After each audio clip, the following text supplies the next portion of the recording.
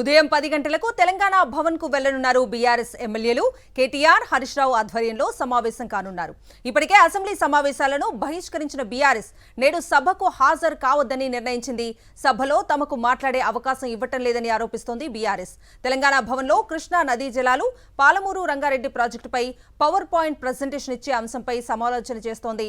ప్రభుత్వం అసెంబ్లీలో ఇచ్చే పవర్ పాయింట్ ప్రెజెంటేషన్ తర్వాతే బీఆర్ఎస్ కూడా ప్రెజెంటేషన్ ఇచ్చే ఆలోచనలో ఉంది.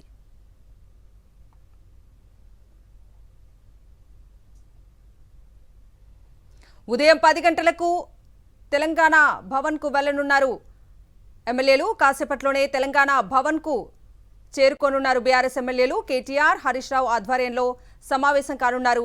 ఇప్పటికే అసెంబ్లీ సమావేశాలను బహిష్కరించిన బీఆర్ఎస్ నేడు సభకు హాజరు కావద్దని నిర్ణయించింది.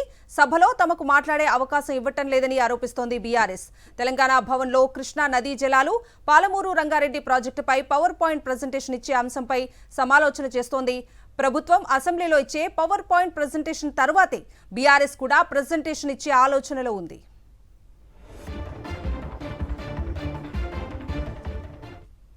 ఇదే అంశానికి సంబంధించి పూర్తి డీటెయిల్స్ అందించడానికి తెలంగాణ భవన్ నుంచి దిలీప్ లైవ్ లో జాయిన్ అవుతున్నారు. దిలీప్, చెప్పండి, ఎన్ని గంటలకు తెలంగాణ భవన్ కు చేరుకోనున్నారు బీఆర్ఎస్ ఎమ్మెల్యేలు? అప్డేట్స్ ఏంటి? సో ఉదయం 10 గంటల ప్రాంతంలో తెలంగాణ బీఆర్ఎస్ వర్కింగ్ ప్రెసిడెంట్ కేటీఆర్తో పాటు మాజీ మంత్రి హరీష్ రావుతో పాటు బీఆర్ఎస్ పార్టీకి సంబంధించిన ఎమ్మెల్యేలు, ఎమ్మెల్సీలు అందరూ కూడా తెలంగాణ భవన్కు చేరుకున్నారు. నిన్న ఏదైతే ప్రధాన ప్రతిపక్షంగా ఉన్నటువంటి బీఆర్ఎస్కి అసెంబ్లీలో మాట్లాడే అవకాశం ఇవ్వట్లేదు.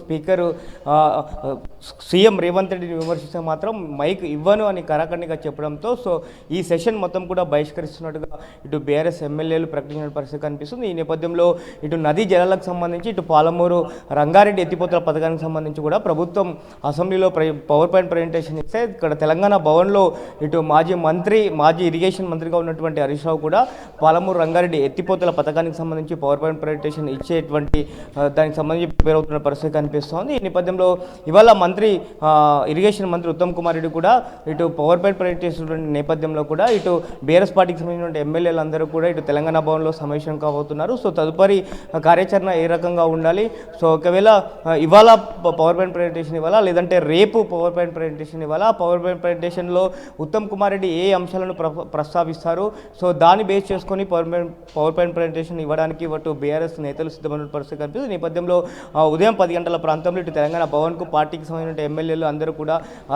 ఎమ్మెల్యేతో పాటు సీనియర్ నేతలందరూ కూడా హాజరు కాబోతున్న పరిస్థితి కనిపిస్తుంది. కాబట్టి మరి ఆ పవర్ పాయింట్ ప్రజెంటేషన్ ఇవాళ ఇస్తారా, రేపు ఇస్తారా అనేటువంటిది మరి కాసేపట్లో ఒక నిర్ణయం అయితే తీసుకునే పరిస్థితి కనిపిస్తుంది. Kavitha. Right Dilip, thank you.